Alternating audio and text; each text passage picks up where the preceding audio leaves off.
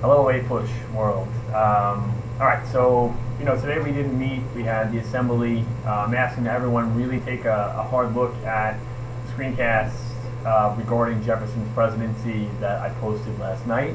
We're going to look at a couple selected topics from there, which we'll go into for a little while right now, a couple minutes right now.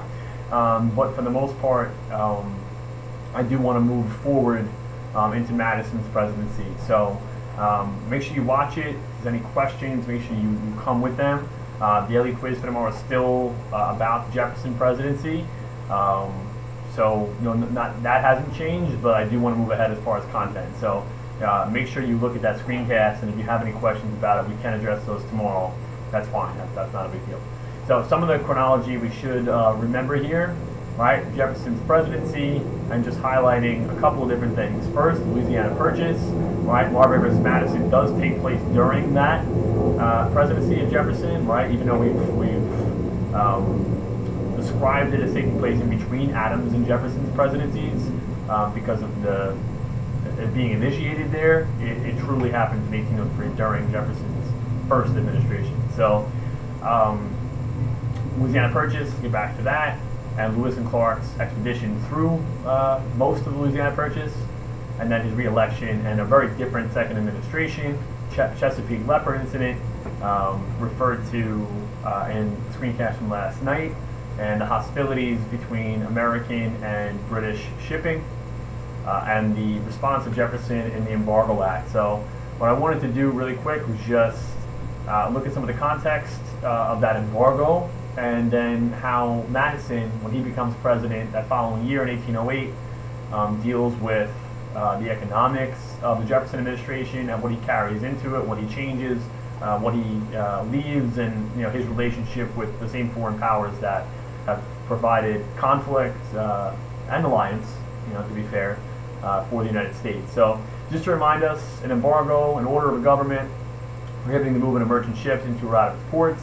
So again, it's basically putting a halt on trade. That's what an embargo is. It's grabbing the ship and saying you're going to stay right here. That's what that is. Okay. Despite what other ships might be coming into port. So American ships will not trade. That's the idea. Okay.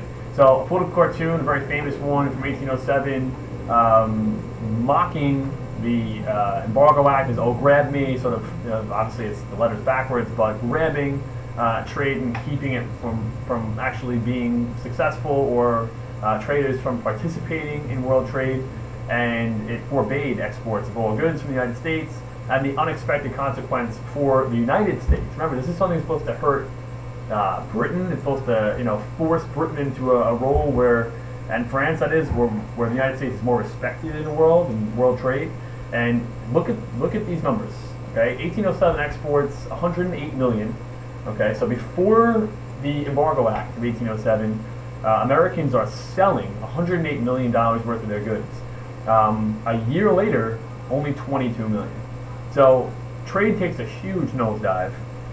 Profit for United States trade takes a huge nosedive. And let's just be clear. I mean, this is going to take its toll, particularly on trade. So when Madison comes into office, these are the numbers from 1812, but in 1808 it wouldn't have been that much different. Some of the territory might be a little different. But you see that he is Madison, Democratic Republican Party, as we can also refer to the Republican Party, is basically a representative of the same sort of grouping, right? Look at those same numbers from the election of 1800 where Jefferson won. The same sort of areas in 1800 are voting for Madison in 1812. Okay, in 1808 as well. We can rest assured that is the case. Now New York's a little bit different, so on and so forth. New York will be different. Clinton is from New York, and he would have stolen those votes as a Federalist. All right, so please keep in mind those thoughts. So James Madison becomes president in 1808. His first administration and second administration have some differences, but also a lot of similarities to Jefferson. Madison and Jefferson, we know, have always been close, but have become closer as time has gone on in their philosophy over how a government should be run. And just a reference to Dolly Madison, First Lady, she starts to develop the First Lady role a bit, and we can go further into that, but I don't want to go off on too much of a tangent. So Madisonian economics, and foreign policy. Let's look at a couple different things. So the British Orders in Council and American non-intercourse. If we just look at a couple things very quickly. So actually, first with this, right? So the British Orders in Council are, the Trade Council in Britain comes up with certain restrictions on neutral trading. Okay, Americans, right, because of Washington's Neutrality Proclamation, are neutral in world trade. So the British Orders in Council specify that. American non-intercourse is saying we're not going to trade with either Britain or France. Right? There'll be non-players. We will not be players in world trade in terms of those two nations. The reality is that this is still a lot better for trade from an American merchant standpoint than was the embargo, which put a halt to basically everything. So there's a Madison-Erskine agreement. Okay, if you read with me, the more powerful British Navy took advantage of the weaker French one and was able to completely ignore the Non-Intercourse Act. So the British and French hostilities that just never end, right? You have, I'm sorry. Back to that. You have the British Navy basically, despite the American Non-Intercourse Act, basically corralling American ships into Britain and still, through impressment, commandeering their ships, taking their cargo, and taking American sailors. So despite, the idea that, Americans are not doing business with Britain, Britain's still doing business with Americans, whether they like it or not. So the Madison-Erskine Agreement, okay, between just these two men, and really not their governments as we find out, is one in which the Orders in Council, as we've said before, restrictions on neutral shipping were relaxed. And, from the Erskine, from David Erskine's standpoint, from the British standpoint. So Madison counters that with a relaxation of non-intercourse, in which we'll say, we will do business with Britain, just not with the French. What happens is the British do not hold up their end of the agreement that Erskine had come to, and Madison again imposes sanctions that were again not followed by the British. Because remember, the British were not following they were ignoring it. They weren't really honoring the Non-Intercourse Act on the other side of the Atlantic, where we don't have as much control because it's such a small navy to fight what is an enormously powerful British Navy.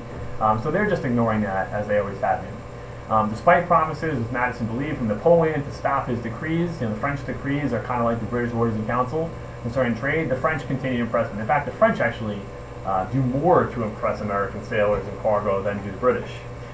Later, Madison does renew non-intercourse with Britain, so we're kind of back where we started. This whole episode, these foreign policy maneuvers really got us no place, because we're right back to this, in which Britain is taking advantage of us anyway, and so is the French. So Congress steps in, okay, and Macon's Bill number 2, okay, is sort of a new step, but this time from the legislative branch. And maybe they feel the president's not getting the job done, so they're going to step in. It also shows a little bit of a disconnect between the executive and legislative branches. Okay, I don't mean the separation of powers version of disconnect. That's the positive one. I mean that they're not really working together to fix the United States, fix a problem in foreign policy or in trade. That is. So trade with all, but if one, the British or French, lift their restrictions, for the British, this would be the Orders of Council, or the French decrees for the French, just like that. And the U.S. would resume sanctions with the other. So again, we're opening trade to everybody, and Congress is basically saying, we just look stupid right now because Madison's, putting out there these non-intercourse acts, which everyone's ignoring anyway. So Congress is going to say, with Macon's Bill number 2, they're ignoring us. Let's just open up trade to everybody. At least we can get something out of world trade. And what happens is, the first group, first nation, Britain or France, that is, to lift their restrictions, okay. Example for the British, the Orders in Council; for the French, these French decrees by Napoleon, right? Then the U.S. will resume sanctions with the other. So if you're good to us, we'll be bad to the other side. You're your enemy, basically. Because the British, we're kind of trying to play the British off the French, and so on and so forth.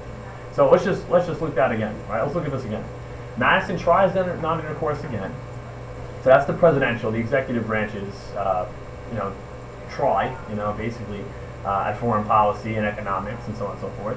And the legislative branch steps in, and with Macon's Bill number 2, right? Trade with all, but if one, the British, French lift their restrictions. For the British, this would be the Orders of Council, right, which is the restrictions on neutral shipping and whatever else that Americans are following. And the U.S. would resume sanctions with the other. So it's of the benefit to the British to remove their restrictions, because then they'll get more trade with Americans. okay? Because Americans will then put sanctions. They'll put, more of this non-intercourse sort of behavior on the French, and vice versa. All right, so if you want to hurt your enemy, be better to the Americans. Is basically what this comes down to, okay? I'm imagining there'll be questions about this. So, these are things we'll go further into tomorrow in class. So the other big element of Madison's presidency that he needs to deal with are conflicts with Native Americans in the West, stemming from, of course, Western expansion. New Louisiana territory would certainly open up a big can of worms in terms of that. So let's keep in mind a couple things, right? So the frontier and Indian resistance. You have what's called a pan-Indian resistance movement. And the significance here, if you remember Little Turtle and Mad Anthony Wayne in 1795 and so on and so forth, now you have a situation where the significance of this treaty is going to come up. Okay? So you want to take a look at tonight, guys, the significance of the Treaty of Greenville and its connection to the Treaty of Vincennes, right? And just the property and land rights of Native Americans and how they were supposed to be treated in 1795 and how they end up being treated in 1804. And if the Americans and the American government, that is breaking their word in these treaties, are they bending their word? You really have to take a look. But it brings up two very important Native American personalities in Tecumseh and Tenskwatawa, right, or the Great Prophet or the Prophet, right? And these are these two gentlemen. Tecumseh here on the left, right, and the Prophet on the right. And what happens is you have a lot of conflict that erupt in this Ohio Valley, as we said, even spilling over into some parts of the Louisiana Purchase over here.